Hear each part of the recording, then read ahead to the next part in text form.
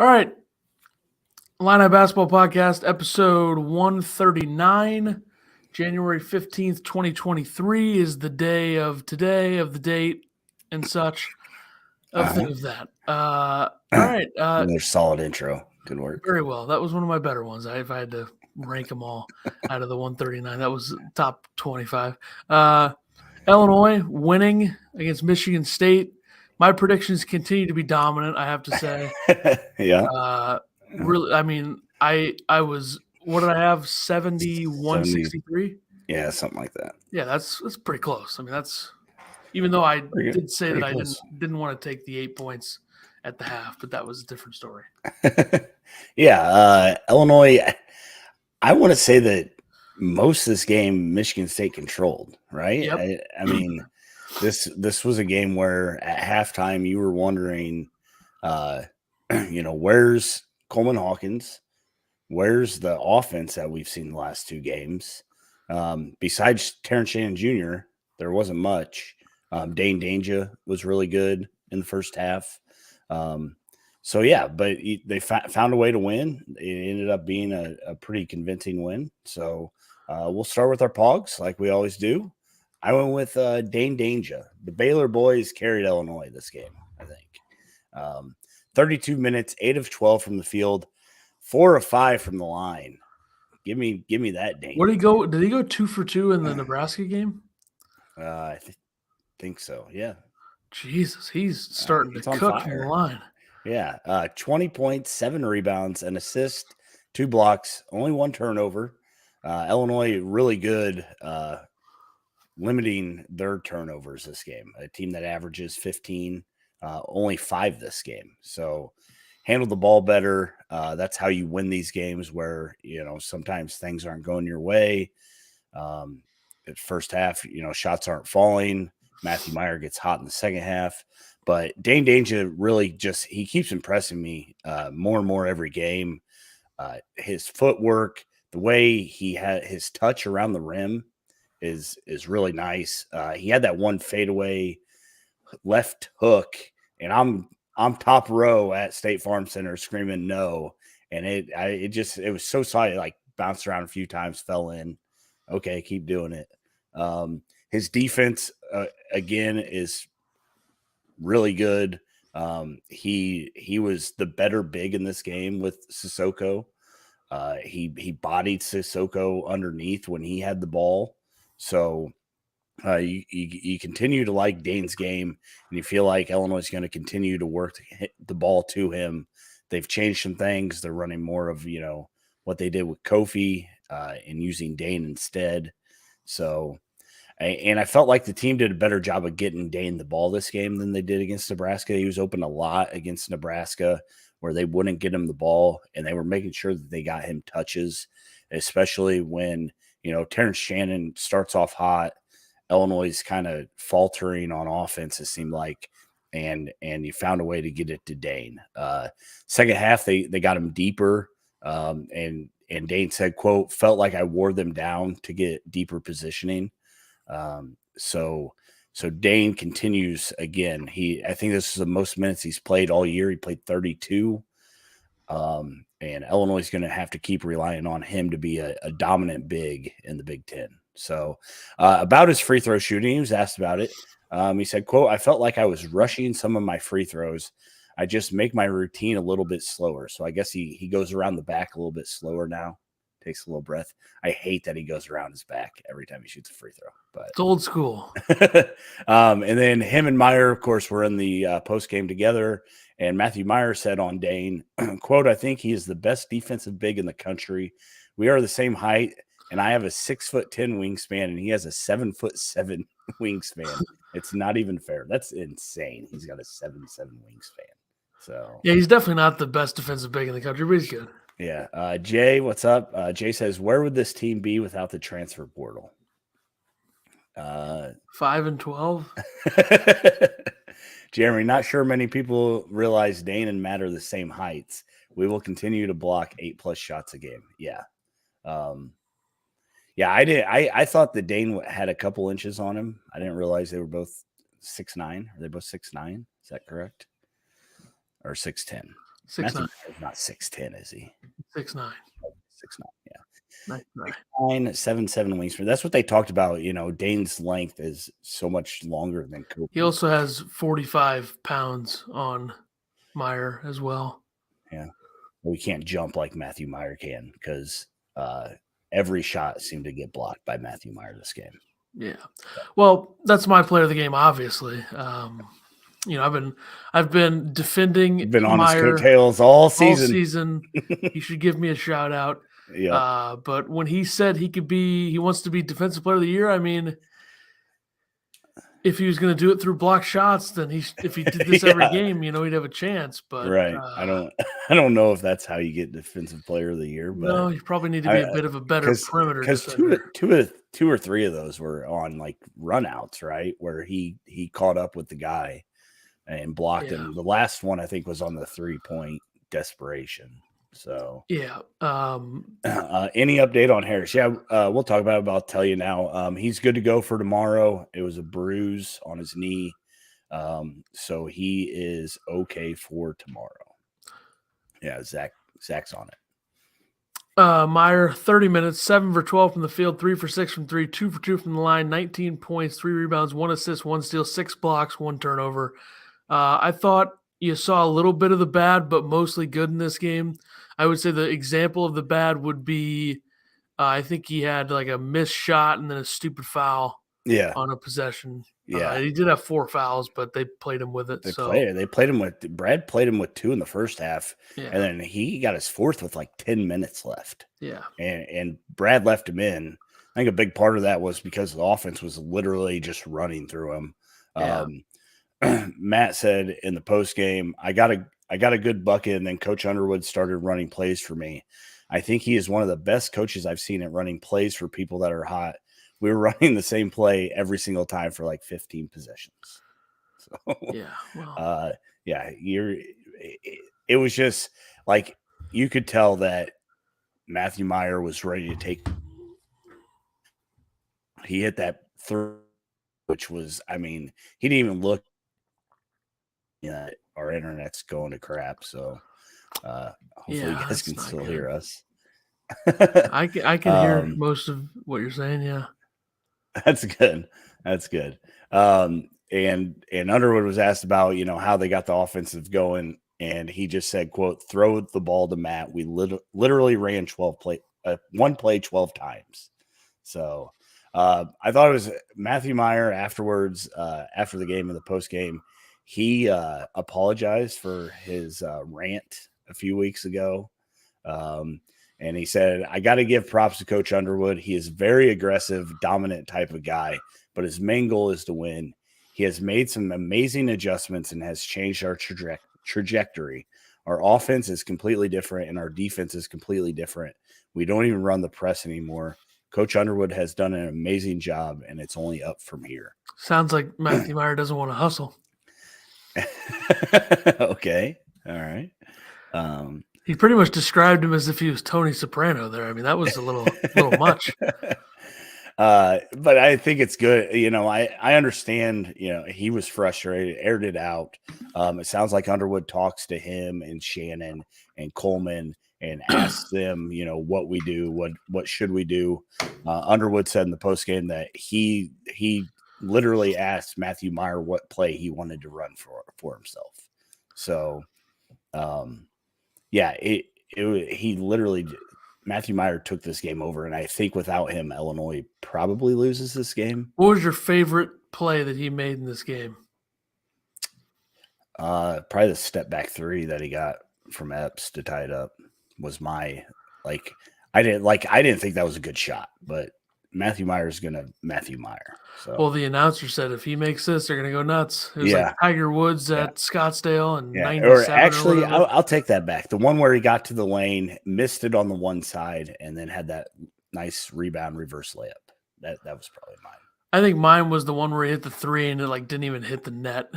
Yeah, that was sick. He did say about the 3 that he airballed. He said he was just tired. So.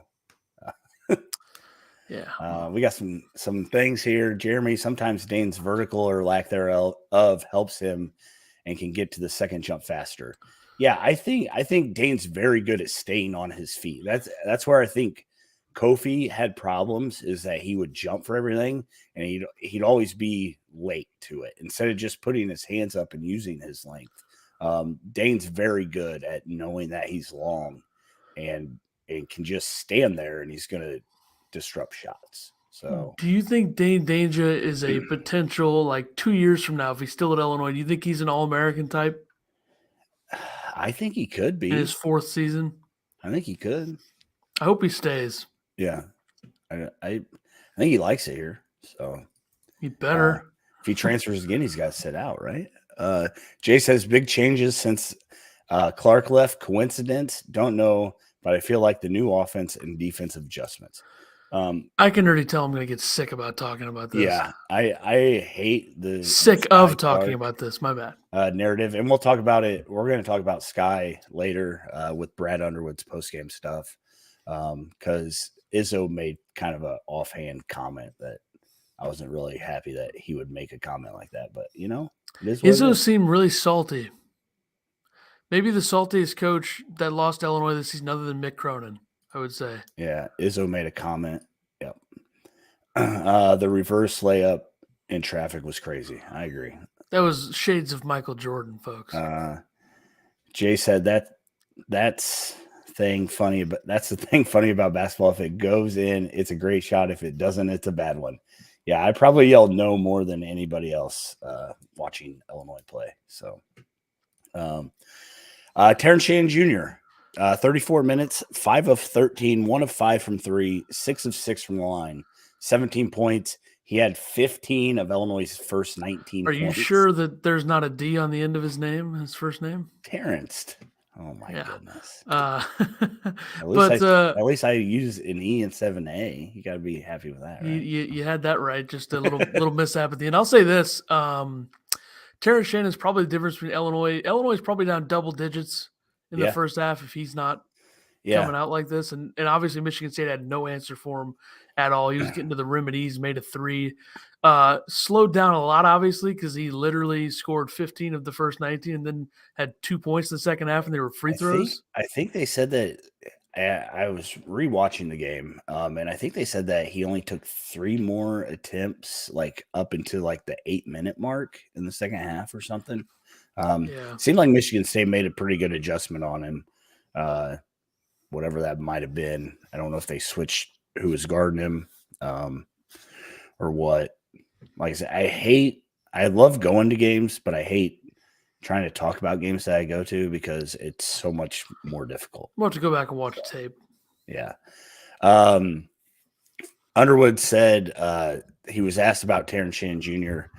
And apparently Terrence Shannon said to him, Coach, leave me out. These guys are rolling. Matt's cooking right now. And Underwood said, but you know that I'm going to need you to come back in defensively to guard Hogard. And nobody from Illinois can say Hogard right. Underwood said his name wrong. Matthew Meyer said his name wrong. So, well, Izzo said Meyer. So Meyer, yeah. Well, that's an easy one to mess up. Yeah. Well, Hogard's looks like Hoggard. Yeah. Epps is already an honorary upperclassman, Jeremy says. Yeah, Epps is looking good right now. Underwood said that's pretty brave for one of the best players in the country to say these guys are cooking. That's when it's about us and not about the individual. We're gonna hear the us, not me line every post game, I think now. Good. Except when they lose, and then he's gonna be like, tonight was about me, not us. So Coleman Hawkins, 36 minutes, 3 of 9, 1 of 4 from the 3. The only 3 he hit was a huge one, though. 2 for 2 from the line, 9 points, 8 rebounds. He had 4 offensive boards, 2 assists, 1 block, 2 turnovers. He was bad first half. That was a Coleman that we don't want. I didn't think that he guarded Hauser very well, personally. Brad, on the other hand, said, quote, I thought Coleman was tremendous on the defensive side. He's playing a ton of minutes. Yeah, Brad, we know he plays a ton of minutes. I think he was a lot better in the second half. Yeah. Hauser didn't really do that much in the second half, I don't think. Yeah, He had a couple where he was just backing down, traveling, the whole thing. Yeah, and Coleman was better the first half or the second half. Again, he hit that huge three to give Illinois a lead, or to tie it. I think it was 60-60. He gave Illinois a lead, and then Danger missed a shot with like 2.5 left that Coleman got the rebound and tipped it back in. So Coleman. I mean, Coleman's Coleman, right? You love him, you hate him, you wish that he transferred. I don't know. So I again, he was really good in the second half. I guess his defense on Malik Hall was really good. That's what Underwood pointed out to the most. I was super pissed off when Joey Hauser on the free throw got a rebound over him. And I look at 8 rebounds and I feel happy about it. But then I see that Hauser had 11. And it's like, come on, Coleman, you're a better rebounder than him. Zach says, how was the atmosphere at SFC? Seemed dead in the first half. Was disappointed. Could have been the broadcast, but it certainly felt louder in the second half. Okay, this is what I was at the top row, so I got to stand the whole time. I was excited as could be because I got to stand the whole game. The thing that annoys me the most about Illinois fans, there's 2.5 minutes left. Everybody gets up. Everybody's cheering. Michigan State makes a basket. Everybody sits down. There's 2.5 minutes left, guys. Stand up, cheer. Illinois State Farm Center is loud when it's loud, but Illinois fans don't know how to make. And it doesn't help that there was, maybe one section of Orange Crush there. That always helps when they're all there. But it was like every time Michigan State made a basket, not even went on a run, just made a basket, everybody sits down. So Jeremy loves seeing MSU fans complain about the refs. They usually get more calls than anyone.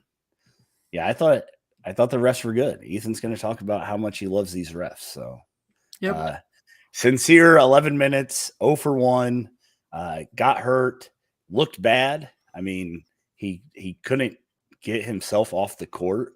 I thought that he tore something, just from looking at it and everything else. But he, like I said, he's back. He's good. Just a bruise.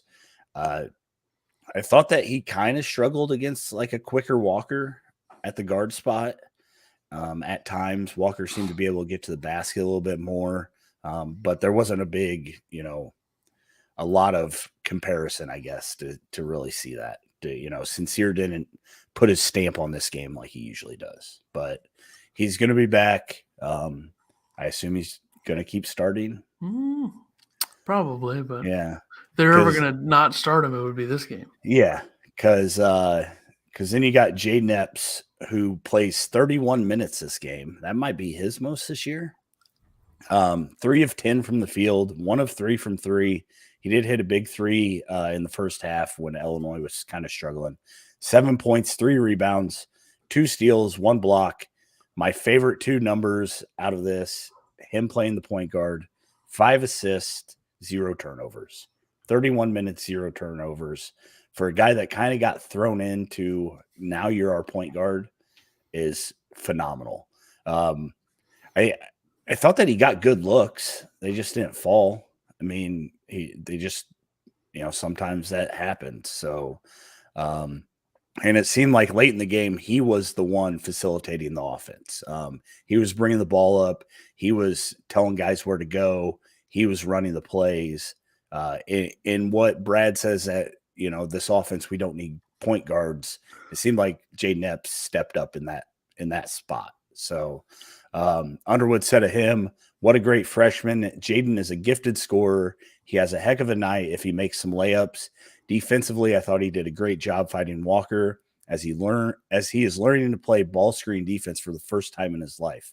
He is fearless and takes on any challenge. Underwood talked about this a lot, about how he didn't have to play defense in the academy or wherever he came from. I don't know if he came from high school. I don't know these days where kids come from, but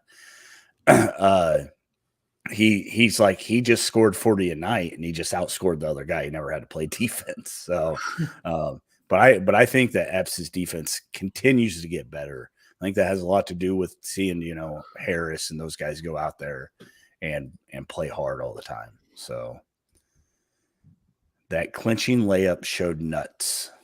I assume those are nuts. Yeah. He played 32 minutes against Texas. 32. Okay. All right. I was wrong. Nice try. Good try, idiot. RJ Melendez, 18 minutes, 1 of 2 from the field. RJ, please take 17 footers every game because those you knock those down. 1 for 3 from the line. Got fouled on the 3. I think he made the middle one. Yeah, bizarre. That was straight. And he's been the best free throw shooter this year. Him and Shannon, I believe. So 2 rebounds, 1 assist. His defense is still really good. Offense. RJ was he was 19 for 21 at the line before that trip. So yeah, that was I was shocked, and that was kind of a Illinois was up 5, I think, so he could have really put it away. Steve, what's going on? How you doing today? Happy Sunday. I guess it's Sunday, right? Yep. Ty Rogers, my guy to watch. 8 minutes, 0 for 1, 1 rebound. I mean, I don't really think there's any spots where you're like, we need to put Ty Rogers in right now. Right. I agree. So I'm not surprised that he didn't play very much in this game. Yeah, Ty Rogers is that guy that comes in and tries to shut people down. I don't know. Did he guard Hogard at all in this game? I don't remember. I feel like he guarded Holloman, but I don't know. It's hard to see from the nosebleeds. I love how RJ is playing right now. He is doing his job, not pressing anything, playing hard as well. I agree. I don't have any problem with how RJ is playing. Other than the fact that his defense sucks. I thought his defense has been good. Well, okay. His defense it is a heck of a lot better than it was in that. Yeah, it is. In that switch everything defense. His defense from 15 feet in can be questionable. But also I think a lot of players get eaten alive by Hogard. So yeah, Hogard's a stud. Other notes and quotes, held Michigan State to 0 made threes. Michigan State went 0 for 7. Illinois themselves under 23s. I am happy with that. I will take that every time. Illinois goes 6 of 18. Brad said after the game that Michigan State was 11 for 1 if they made more than 5 threes and 1 for 3 if they made under 5 threes, which I don't think that adds up to the record, but we'll go with it. Illinois took 29 against Nebraska. Yeah. And 19 against Wisconsin. And then before the disaster came into play, they played who'd they play? Northwestern, right? Yeah. When the disaster was still ongoing in the Northwestern game, they took 28. So Illinois played really good that game, according to Brad Underwood. Yeah. So. I think their sweet spot for threes is right about 18, 19. I think you could stomach 22, but who knows? I think it depends on Meyer was the go-to guy. Under 25's fine with me. Well, they did one of their biggest margin of victory against a power conference school this year. They took 39 threes. So. Yeah. Brad said their defensive scheme was to force a lot of twos. They did that. Hogard and Walker were knocking them down. The biggest thing that jumped out at me was Michigan State had 28 points in the paint in the first half. I thought that was a lot, but of course, Illinois apparently wanted them to go to the paint or take mid-range. So Michigan State kind of just stopped making shots down the stretch. Hogard was missing shots. They couldn't. Hauser was missing shots. So, I don't know if it was Illinois' defense that really carried them. I think it might have been more Michigan State wasn't making anything, but you take it. So, team as a team, 10 blocks. Matthew Meyer, of course, had 6 of those. Thought it was interesting. Somebody said Illinois had less turnovers than Matthew Meyer had block shots. Pretty impressive. Free throw line, 15 of 18, shooting 83.3%. I looked it up. They were averaging 67.2 coming in this game. So 16% better. 295th in the country. So if Dane Danger can start knocking down free throws, Illinois. Who do you think the number one team in the country is in free throw shooting? I have no idea. I mean, they're literally always towards the top every year. They were number one last year. Iowa. No. They're not a very good team, but they're always elite at free throw shooting. I don't know. I mean, it's so easy. So easy. I mean, it's so easy. It's right in front of you. They have a new coach because the other coach hung it up. Kansas State. Wow, I can't believe that was your guess. I just said they weren't a very good team. Kansas State's very good. This team, you know. What conference? I mean, their coach is on TV right now. Bruce Weber. Jesus. It's Villanova.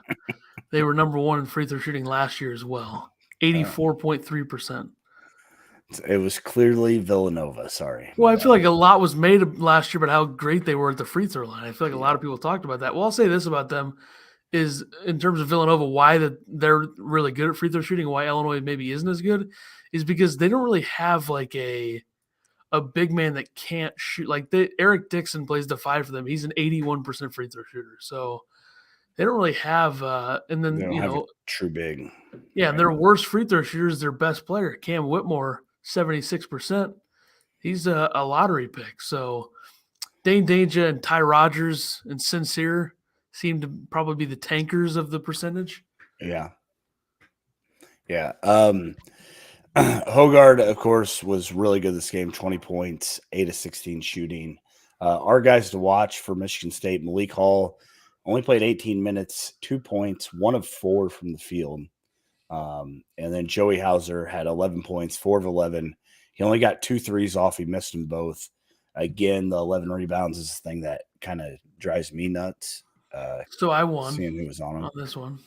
As you usually do, yes. Well, Malik Hall did kind of re-injure that injury that he had. It seemed like late, he didn't play much. That left foot. Jeremy thinks that we will hold Purdue and Indiana to under 5 threes as well. If we hold Purdue under Indiana, 5 definitely. I'm not sure about Purdue. Yeah. Jay says, crazy how good Danger has been this year, and he's only a sophomore, basically really only his first year playing. I didn't have high expectations going into this year either. Neither did I. If you were listening over the summer, I was questioning how good Dane Danger could be. Kept hearing about how good he is, you know, the coach speak or whatever. And he continues to impress me every game he comes out. He was definitely one of those guys that wasn't a system fit at all with the way Illinois was playing early in the season. Yeah. And now that they emphasize using him a little bit more, and how many times did I have to say, whether it was tweeting it or texting it, get the ball to Dane Danger, especially when Sissoko is not on the floor. Right. That matchup is not fair if he gets the ball in the right spot. And he wasn't getting the ball in the right spot for most of the first half into the second half. And then he started to get it going. And he's got great touch. Great touch. Yeah, it's unreal.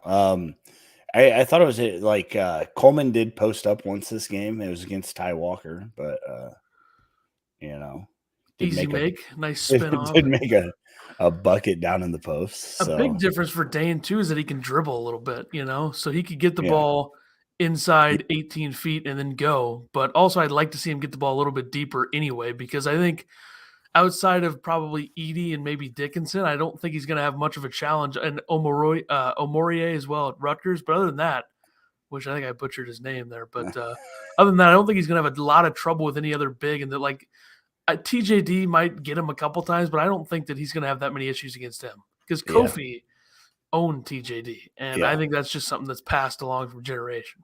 Generational TJD ownership. Yeah. Can we say that? All right. Brad Underwood post game. Yeah. There wasn't a lot. You know, it was basically reiterating a lot of stuff. But they talked about the rebounds. Illinois did get beat 42-30 on the rebounding side, with Michigan State having 15 offensive rebounds. He said, we got to get our guards to get their noses bloodied up. Our guards have to dig back in there. Short shots equals short rebounds. That's where those guards have to come in. So he needs the guards to crash the boards more. It seems like is what he's asking them. And then the other thing, Izzo in the post game said something about Sky Clark was a addition by subtraction. Said that, and I don't know if he meant it. I don't think he meant it as a shot at Sky. I think he meant it as like Illinois doesn't have to find a way to play 9 guys. You don't have to get the time, get everybody time to make them happy. It seemed like when Brad was asked about this, he kind of got emotional about whatever Sky's going through. So I don't think it's, like we said, we don't think it's basketball, but something's going on. Underwood said, quote, Sky is a big part of our group. He's not here for his personal well-being. We were headed there, saying that Illinois was on the right track, even with Sky there. Now it's just guys got to play a few more minutes, and maybe that's giving us a little more confidence. My heart is with Sky with what he has to deal with. That's an outsider's opinion, definitely not addition by subtraction. It seems like I can see how when you're looking at it, you see that. It might just be a rallying thing for these guys, right? One of their brothers is, gone and going through stuff, and they feel like, we can rally and get going. And with Izzo's comments about, playing all those guys. So just so you all know, this is why Perrin and Moretti probably won't play this year. Because when Goody comes back, we're back to 9 deep. Where you want to play those guys and try to go 11, that's silly, if you ask me. And Brad is not a guy that likes going super deep. We always talk about how deep Illinois is, and he usually doesn't go super deep. So I don't think we're going to see Perrin or Moretti. Moretti arrived on campus today. They tweeted out. So yeah, Sky's still on the route. Sky's not going anywhere. Sky's dealing with some personal stuff. So St. Dominic, I have to continue to say I totally underestimated Brad. I mean, this is a totally different team. Meyer really gave Brad high praise. Meyer really stepped up. You and Saint are best friends now. No? I mean, yeah, for everybody that says that Brad doesn't make adjustments, yeah, in-game adjustments you're not going to see, but he definitely changed everything, threw everything out the door with this team. So Jeremy says it sucks that he's not eligible, but I think Jane should be Dane should be the conference freshman of the year. I hate autocorrect. Yeah, I think the conference freshman is probably one of the Purdue guards, Fletcher Lawyer, or maybe Jed Howard. Yeah. Probably one of those two. Is Fletcher Lawyer the guy that played with Goody in high school? Or probably. Is that somebody else? I would assume because Fletcher Lawyer does have a brother, but I think his brother's a little older, so it would make sense. Yeah, but like I said, this game when we were at this game, I'm like, oh boy, at halftime. Illinois found a way to win. Matthew Meyer stepped up huge. Guys made plays when they needed to make plays. And this was kind of like we thought Illinois was getting better. We thought Illinois, and this was kind of the game where we were going to find out if Illinois got better. And it seemed like a statement win for these guys. And hopefully, 17-3 still alive, baby. That's all I got to say. It's true, but I mean, it's going to die soon. I just don't know when. Still alive. If I had to guess when it will die, I would probably say Tuesday, January 24th would be my guess for when it dies. Okay. When the Buckeyes roll into town, because that's usually always an automatic loss. But that's where we're at. Because they're good. Well, they are, but we'll get there. But I just want to highlight that the officiating crew in this game. Yeah. It did go down a little bit, but overall, Keith Kimball is #1 referee in the country, according to KenPom. and John Gaffney's number 17, and Kelly Pfeiffer's number 25. So they were quality quick crew. to tee up the benches, were they not? Yep. Holy And smokes. when Michigan State got the technical, calls started to go their way. When Illinois got the technical, calls started to go their way. Yeah. I don't know why Michigan State fans complain so much about the refs in this game because it's not really egregious. Free throws were pretty close. 13 free throws, and then fouls were 17-10. Michigan Yeah. State had 17 fouls. Yeah. So, yeah, it definitely wasn't. It is crazy. Surprising to me that Illinois only the charge that RJ Melendez got was probably a terrible call. There was a really bad call on Hawkins too, where he barely even touched him. It was a clean block. The play that Izzo got teed up on, I mean, neither block was a foul. So I don't know what he was talking about there. Yeah. I guess how far he was away from the play, maybe a determining factor there. He was getting fired up before that. He usually likes to get a grip, get a hold of the ref. He likes to get the refs by the balls to get the calls there. But kind of weird the Michigan State fans went on and on and on about the refs. I mean, you lost the game by 9, shut the hell up. I'm a little bit surprised that Illinois only had 10 fouls, though, considering the fact that Michigan State only took 7 threes. So they were going inside a lot. Yeah. So I'm a little bit surprised about that. But that's what impresses me about Dane so much is that how well he can defend without fouling. All his fouls seem like they're off the ball. He doesn't come down. He's straight up all the time. So yeah. Well, let's also toss this in there. We're going to talk about how Illinois got absolutely murdered on the glass. Are we? I said something. Did you? I feel like you didn't go into it enough. They got murdered on the glass, in ways that Brett Underwood teams are usually not murdered on the glass. Right. 15-8 offensive rebounds, total rebounds 42-30. Yeah, it's a beatdown on the glass. When was the last time Illinois was out rebounded like that? Had to be a while. I mean, they out-rebounded Nebraska by 8. They out-rebounded Wisconsin by 3. Northwestern, they out-rebounded them by 3. I mean, we go on and on here. Bethune-Cookman, obviously 39-36. That was a close one. Jeez. 12 offensive rebounds for Bethune. Jesus Christ. Missouri didn't miss very many shots, but Illinois still – the hilarious thing about that game is that Illinois had 19 offensive rebounds against Missouri. More offensive rebounds than defensive rebounds.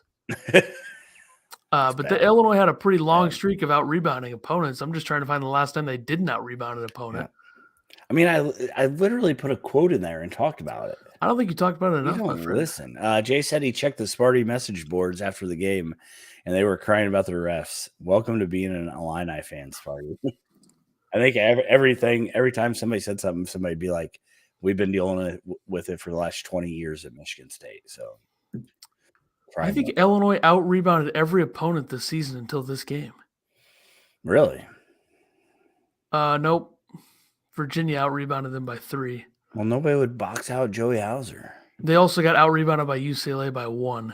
Other than that, 3 games. In games where they've been out-rebounded, they're 2-1.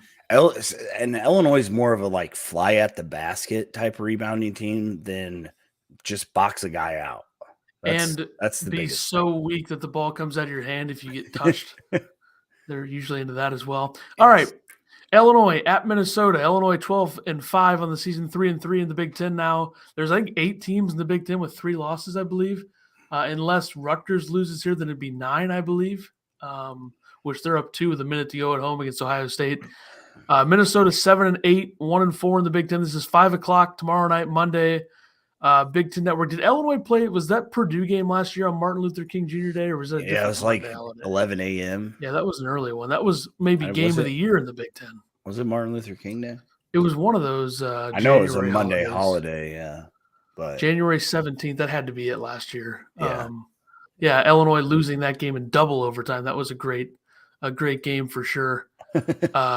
It was. I mean, it was a fun game. Illinois had no business being in that game, but Curbelo pulled them together and into the game. So, anyway, Illinois has won at Minnesota the last 2 seasons, both of the last 2 seasons by a total of 54 points in the 2 games. Obviously, absolutely destroyed them in the 1 seed year, and the last season was a pretty good beatdown as well. Minnesota is 3-7 since Thanksgiving, but they're coming off of a road win at Ohio State, despite the fact they tried to throw the game away, they won by 3. Despite horrific free throw shooting down the stretch. I was looking up because Rutgers and Ohio State are headed to overtime. Time. So Minnesota in that game against Ohio State shot 9 for 16 from the line, but I believe they missed like 4 or 5 late. So they had some trouble there with, Payne, Samuels, and Cooper being the only other 3 guys that shot free throws other than Garcia. Those guys combined were 1 for 5. So, yeah, not great. But Jamison Battle returns. They brought in UNC transfer who was at Marquette the year before. It didn't work out at UNC for him last year. I think he left pretty early in the season, last season for them. Dawson Garcia. A fun stat. They're, like I said, free throw shooting is an issue. They're 360th in the country in free throw shooting. It's only 65 spots behind the Illini, so not too far away there. But they have a stretch of home against Illinois and Purdue, at Michigan, home against Indiana, at Northwestern, at Rutgers until February 1st. So if they lose to Illinois, like I think they probably will tomorrow, they are probably going to be, 5, 6, 7, 8, 9, 10, maybe 1-10 in the Big Ten, maybe 2-9 at best. I'm surprised they've won a game to this point, but they share the ball a little bit. 27 in the country in assists per field goals made, which I think is a percentage here. This 59.3, because I don't think they have 59 assists per every field goal made. I think they just have assists on 59% of their field goals made, or something to that effect would be my assumption of that stat. Sounds right. If Ken Palm would like to jump in and let us know, that would be great. That's a stat that Illinois is 168th in the country. So pretty much assist percentage. Lafayette's number 1. Anyway, I get way too caught up in these stats on Ken Palm. If I see a list, I'm just like, who's number 1? Minnesota projected starting lineup. Talon Cooper, 6'4". He'll run the point. He's shooting 56% from 3. Morehead State transfer. I watched him play one time last season, like an actual, like I was fully watching the game. It was the conference title game against Murray State last year in the whatever the hell conference they were in last year. Ohio Valley, I think. Yeah. Decent player. He'll run the point though. They'll have Torres Samuels, 6'1", Dartmouth transfer. He'll play the 2 in a wild split this season. He's 28% from the field. He's 37% from 3 and 37% from the free throw line. So what the hell happened there? I think he's that's crazy. I want to say he's 1 for 8 from the free throw line or something like that. So yeah, he was 0 for 2, I think, in the last game, but bizarre to be that bad from the free throw line as a guard, I would say. Would be great at Illinois though, for sure, with those numbers. At Jamison Battle at the 3, 6'7". His numbers have dipped from last season, but I still think he's some sort of a threat. I'm trying to see how Illinois did against him last season. In that game, he was originally at George Washington, I believe, transferred in last season. This is his second year, kind of the face there for them going into the season. I think it's more so probably Garcia now. But last season against Illinois, he was 4 for 10 from the field with 10 points and 2 rebounds. So not much going. This is a very different team from last season. They don't really have a lot of the same guys. They also they played 11 guys against Illinois last year. They played 11 guys in that game. And this is when they were 10-2. Everyone's like, oh, is Minnesota maybe like decent? And it's like, no, they're not.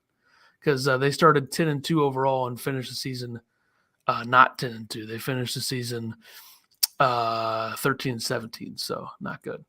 Then they also have Joshua Ola Joseph, 6'7", freshman, 3-star, 223rd ranked freshman, probably their second best in the class. They also have I can't remember his first name, Payne, coming off the bench as their top freshman by number, which doesn't always mean everything considering the fact that Illinois' best freshman this year is probably their 3rd ranked out of the 4. Yeah.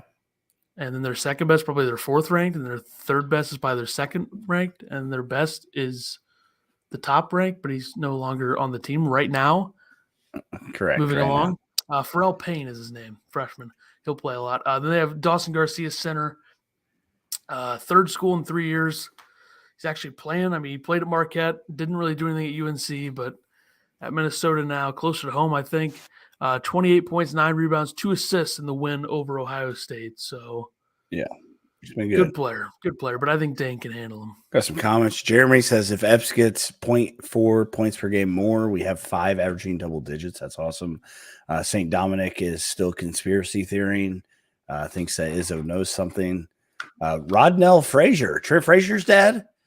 Love you guys. Podcast, very interesting. If you are Trent Frazier's dad, congratulations to Trent. He's doing awesome overseas. Jeremy, a lot of people forgot Underwood's team don't hit their stride till January. That's right. True. They always do it, and then they kind of dip in March if they in terms of I mean, there's different reasons, whether it was the game plan of Loyola Chicago or the athleticism of Houston. I'm not going to blame Underwood or Illinois for that, but I will say that January and February have typically been pretty good for Brad, especially like to end the regular season. They always are on a heater of some sort. So, and their schedule lines up very well for them to be able to do this because Michigan State and Wisconsin on paper are probably games where you're like coin toss.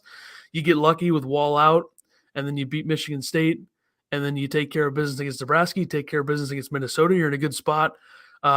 Adjusted offensive efficiency for Illinois, 39th right now in Ken Palm, Minnesota 196th. Adjusted defensive efficiency, Illinois 26th, Minnesota 149th. And then tempo, once again, Minnesota likes to slow it down in the half court, similar to Michigan State. 300th is Minnesota's tempo and Illinois 61st. So a big contrast there. And then, I mean, overall, Minnesota reads is like a mid to top tier mid-major school. 175th overall in Ken Palm, Illinois 23rd. So no surprise that the metrics are that far apart. Yeah. Minnesota, I mean, besides the Ohio State game, they just have not been good. I don't know what happened to Ohio State, but Ohio State's if Ohio State's not knocking shots down, they're in trouble. I mean, they shot 46% from 3 in that game, which is good, but they only made 6 of them. And then from 2 is where they really got killed. They were 35%, 18 of 51. So that's just not enough. And Minnesota was effective inside the arc in that game. Pharrell Payne was 5 for 6 inside the arc. Garcia was 7 for 11. Battle was 4 for 6. Ola Joseph was 1 for 1. Cooper was 3 for 7. That's a lot of efficiency inside the arc for Minnesota that really allowed them to win that game. But other than that, I don't think that this team has been real impressive. I can't really see. You look at their schedule; they're 7 and 8. I mean, their best win of the year is Ohio State, and then after that, it's not even like there's no team even close. The only other team they've beaten that is higher ranked than them is Cal Baptist, and they beat them at a neutral site by 1 in overtime. And that's a school that has good metrics, but they're 11 and 8. So I don't know. Yeah, and that team is 3 and 3 in the Western Athletic Conference. I don't think that's a very good basketball team. Players to watch. We got our boy Jeremy out here reminding everybody to like, subscribe, do whatever. Jeremy says 20 guys, 1 like. Thanks, Jeremy. Players to watch. Here we go. I went with Coleman Hawkins. I want to see if we can get good Coleman back, right? Like I said, second half was definitely much better than the first half.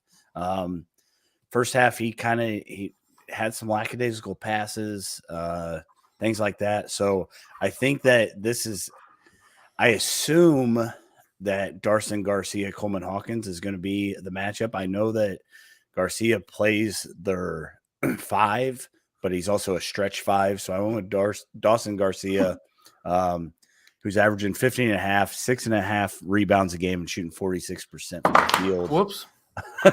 He's shooting around 30% from 3. So I think that's going to be a matchup to watch. I would guess that Dane's going to start on Garcia. We'll see how it goes from there. But we need more decisive Coleman Hawkins. I think we'd much rather see Dane guard a stretch 5 than Kofi. So they do have that. Yes. But if Dane doesn't guard Garcia, who's he going to guard? I mean, exactly. Yeah, so he's going to which I think, and it's going to be like on matchups when guys are in or whatever. That's going to change. But Dane's definitely going to start on him. I just think that if Dane gets stretched and he can't handle it, they're going to have to switch something up. So I'm going with RJ Melendez. I think in road games, it's important to have a guy that you can spot up in the corner and make some shots. We saw RJ make a couple at Nebraska. That's a very important part of road games. I think if RJ can be a spot up in the corner type guy, make a few threes here and there, that goes a long way in winning and controlling games on the road. So I'm looking for RJ to have a good game. I think in terms of the defensive game plan for Illinois, I think I like RJ's matchups against certain guys on this team that he can defend. If he was still starting, I'd be very curious to see him guard Ola Joseph. Probably would be my pick for him to guard, but he's not. So, but I think if RJ can make a few threes, goes a long way in winning road games. And then I went Jamison Battle, Minnesota. Obviously, my player to watch there. I just think that he was their best player last season. He's been a bit of a slower start this season. I think a lot of that is due to Garcia being kind of their number one threat on the offensive end. I don't know who. Jameson, did Battle make some preseason Big Ten teams? I think he did, yeah. Because he had good numbers last season. They've gone down a little bit this season, but I think you probably start the game if the lineup is what it's been. I think you go Danger versus Garcia. I think you probably go Hawkins against Battle, which I like that matchup for Hawkins. Yeah. You go Meyer against Ola Joseph. Sincere. I almost want to put Sincere against Cooper, but I think you don't. I think you probably just go Shannon against Cooper and then Sincere against Samuels or Epps against Samuels, because I think that's the only lineup change that is made. If there is one, would be flipping those two in and out. But I think Illinois, from a defensive standpoint, I think they match up much better against Minnesota than Michigan State. I thought they matched up pretty well with Michigan State, but I think this is a much better matchup. And, of course, with the way the Big Ten is, I mean, this game will probably be closer than it should be. And, hell, maybe Illinois loses. I doubt it, but you never know. You never know. I always go. You gotta think that, the way that Minnesota's been playing, lost to Wisconsin by 3, lost to Nebraska by 2, beat Ohio State. It's got to put Minnesota a little bit more on the radar than if they would have just been losing all the way to this game. And I think Brad has probably gotten the life in the Big Ten message across to this team by now. Right. Which I think they learned the hard way about that in the Penn State game and the Northwestern game. So, and they lost that other Big Ten game that I can't remember, but who did they lose to? Who? What? Missouri? No, they had another. What was the third Big Ten loss? Oh, their third Big Ten loss. Why am I forgetting this? Oh, I don't know.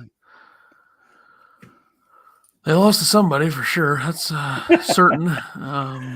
Did they? I don't think they lost to anybody. 3-3. Penn State, Maryland. There you go. Jesus. And Northwestern. Yeah, I think they learned the hard way about how hard it is to win on the road in the Big Ten. Yeah. With the Maryland loss and the Northwestern loss, they responded by destroying Nebraska on the road. Thanks, Bergie. You're late, but thanks. Well, probably had it before us in real time. Yeah. Fell asleep. Zach wants to know what you think the line will be. I'm going to say 10.5. I'm going to say 12.5 because I think Illinois do you think Illinois is back in the top 25 tomorrow? I think they are. I think they're just in. Yeah, they could be. I mean, Jeff Goodman has them 18th right now. So yeah, we're but back. I don't think Goodman ever had him out of the top 25 in his. So. Well, he also said he doesn't really believe in them, and he trusts North Carolina more right now because North Carolina has a point guard. He doesn't think Illinois has a point guard, which I don't really think Epps is a true point guard, but I think he's capable of. He's not R.J. Davis, that's for sure. And yeah, I think I really think that he's stepping into the role big time. This game showed a lot, because he initiated a lot of the late offense, like you said, and 5 assists, no turnovers. That's legit, especially against Michigan State, who I don't know if Michigan State pressures the ball a lot, but kind of, sort of. A lot of top 25 losses yesterday. They could sneak in. I don't think it's a sneak in. I think they're in. Like they got the same amount of votes as Rutgers last week. Rutgers is about to beat Ohio State. They're up 4 with 30 seconds left, but don't tell that to Dayton, who simultaneously, while Illinois was taking care of business against Michigan State, Dayton blew a 4-point home lead with 28 seconds left against VCU. Don't tell that to them because you never know when you could blow a 4-point lead. But anyway, predictions. I got Illinois winning this pretty well. I think Minnesota averages around 64 points a game, so I think Illinois keeps them under that. Illinois 78, Minnesota 62. If the spread's 10, bet your house. Don't do that. I do not condone that. Do it responsibly.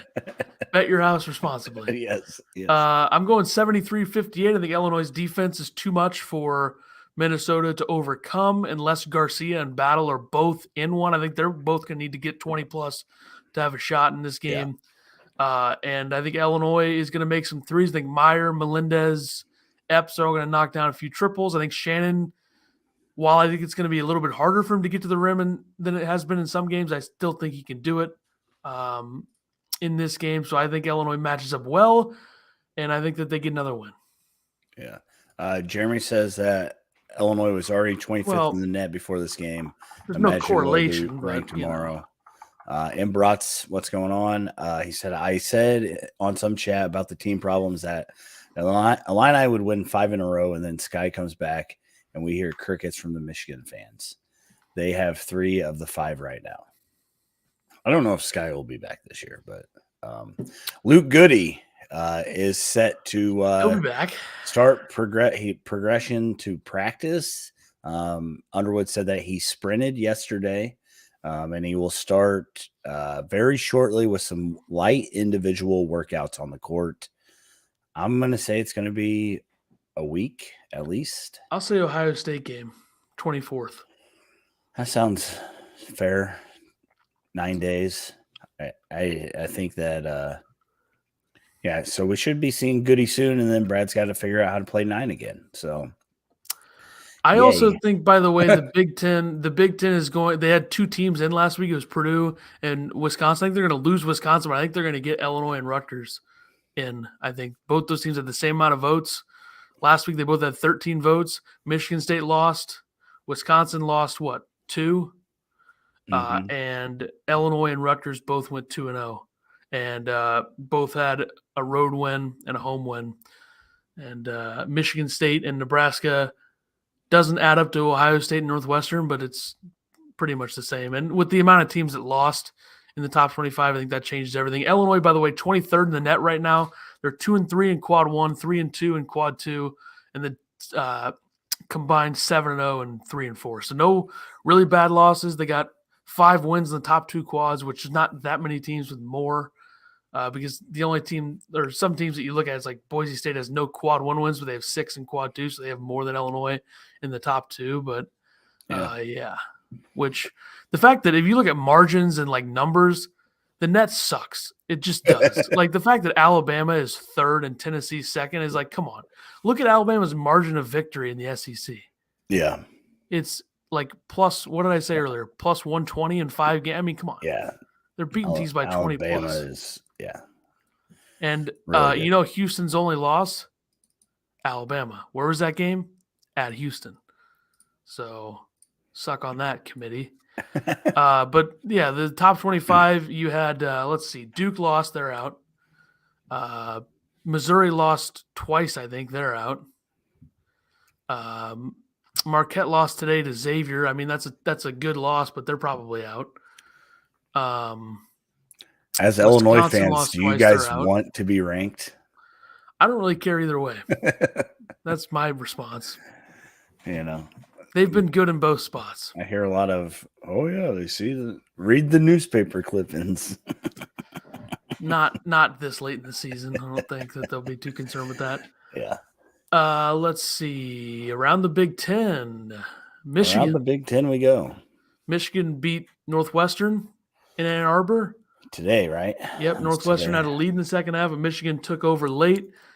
Jett Howard was really good in this game, 16 points, 4 for 6 from 3. Buffkin was really good as well, 20 points, 9 for 11 from the field.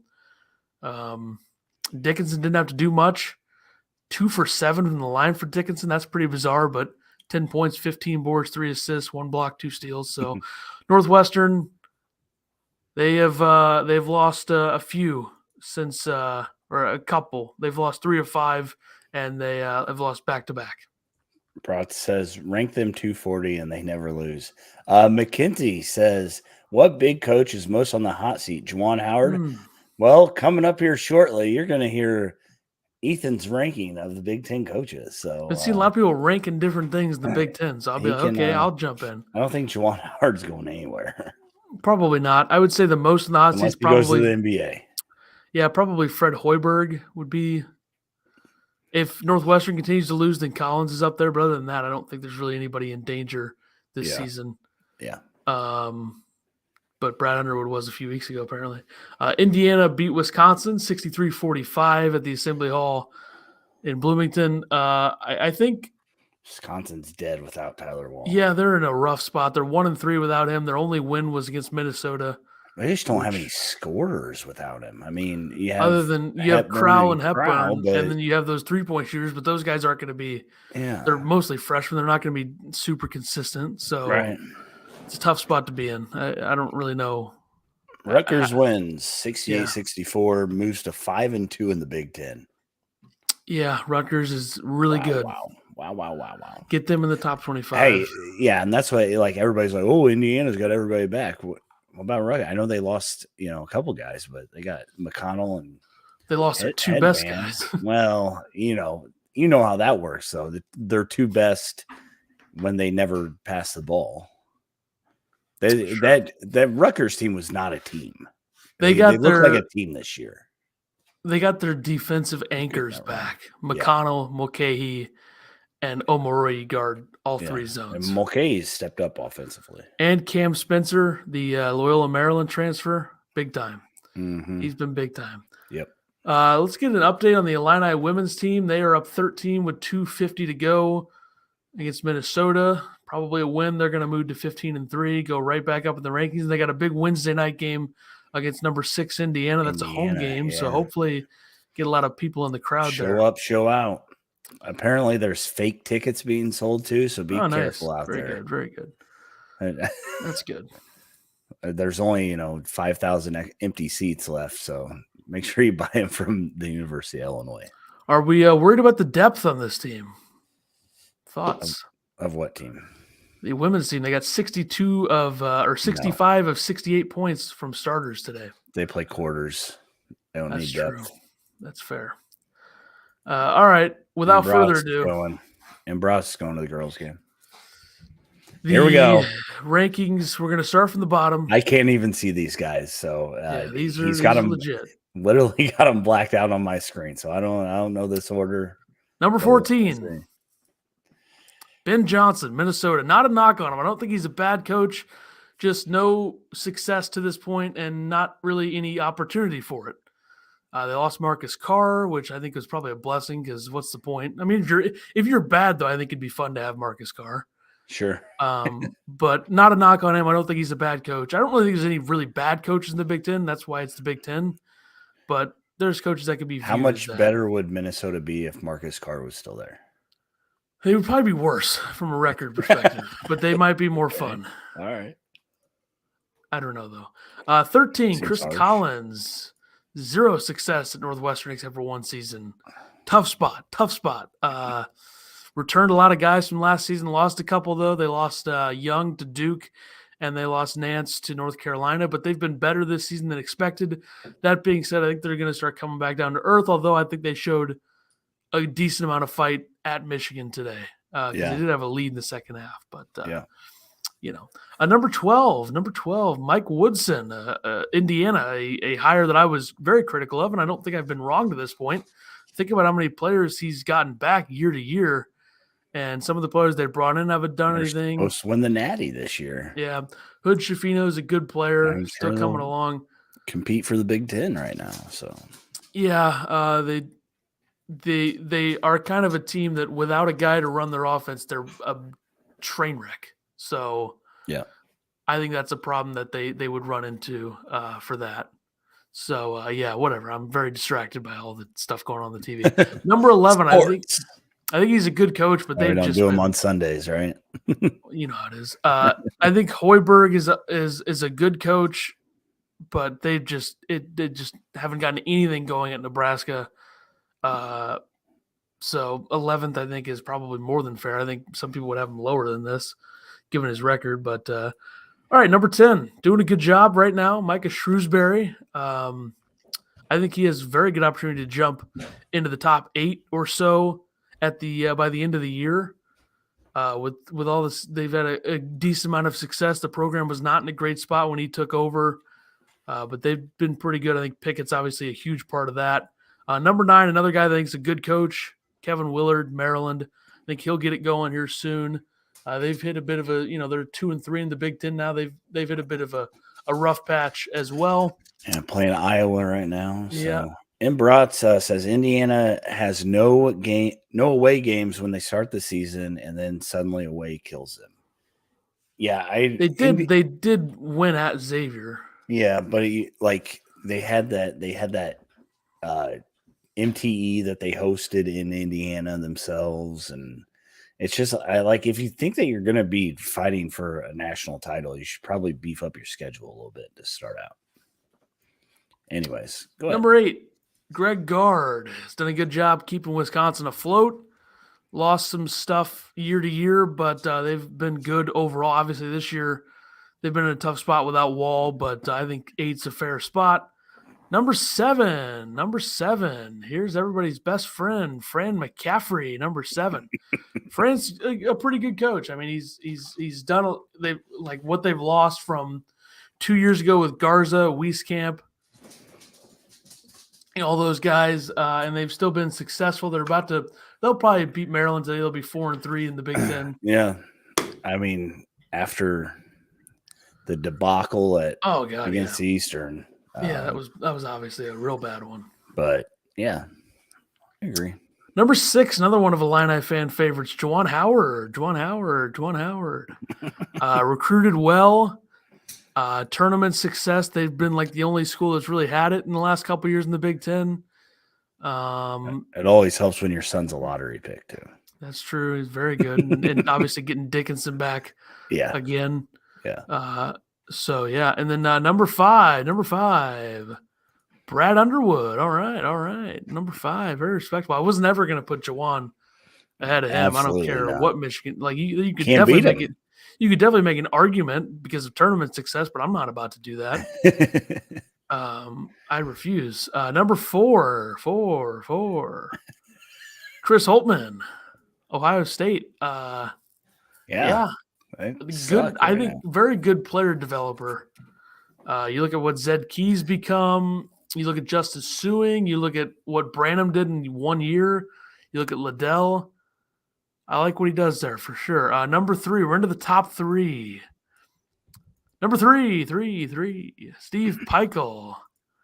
Talk about a coach who can do a lot with a little. Not like he's had a little the last couple of years, but Steve Peichel can coach the basketball. Very good. Elite, some would say. And I would also say that. So there you go. Number 2,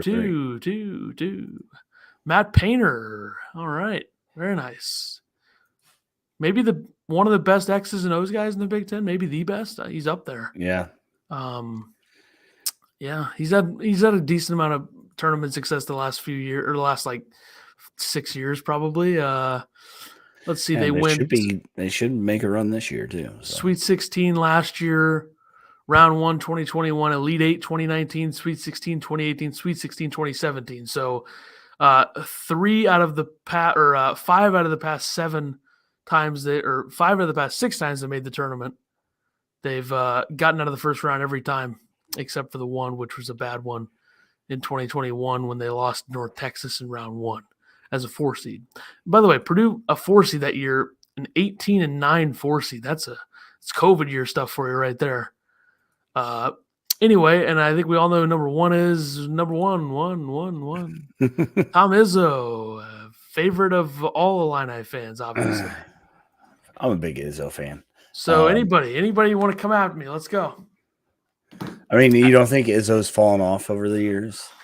I don't think he's fallen off enough to the point. Think about the teams he's had the last few years. He hasn't, ever since Cassius Winston and Xavier Tillman and Jaren Jackson Jr. were gone, they haven't had very much there in terms of the normal lottery talent or the elite college player. Yeah. So I think especially 2 years ago when they that team 2 years ago was not very good at all. when they won that first 4 game against UCLA, and everyone's freaking out, or they might have lost that game actually. But they did lose, but everyone's freaking out like, "Oh, Izzo's too hard on his players." I mean, come on. Heard that The a lot lineup for that team. The lineup for that team. Aaron Henry, good player. He was much better last season than he was the year before. Josh Langford just wasn't healthy most of his career. Rocket Watts just so inconsistent.